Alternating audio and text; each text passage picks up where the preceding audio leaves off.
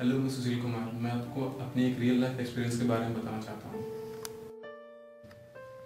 मैं शायद अपने सारे दोस्तों में से सबसे ज़्यादा खाना वेस्ट करने वाला था।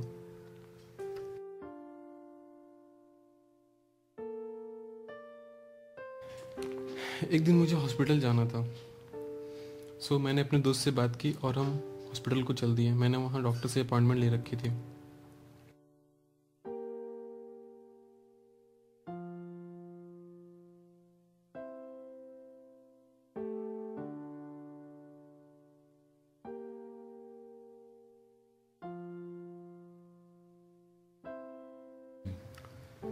वहाँ से लौटते समय हम दोनों एक मैगी की शॉप पर मैगी खाने रुक गए। ऑर्डर करने के बाद जैसे ही हम बैठे तो एक बच्चा आया और 1 रुपया मांगने लगा। जब भी कभी मैं बाहर जाता हूँ, अक्सर रोड पर रुपये मांगने वाले मिलते हैं। मैंने हमेशा की तरह चेंज नहीं है कहकर भगा दिया।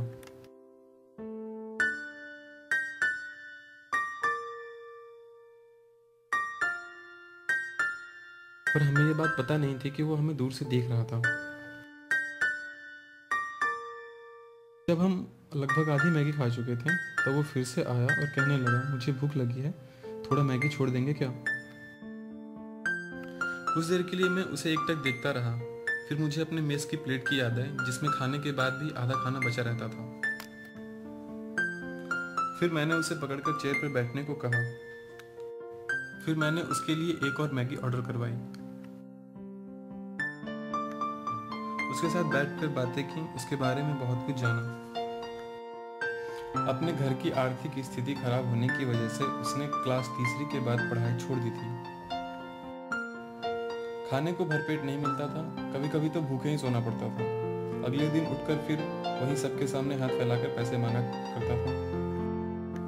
यही उसकी दिनचर्या थी, पर फिर भी वो इसी से खुश था। उस दिन के बाद से मैंने कभी खाना वेस्ट नहीं किया।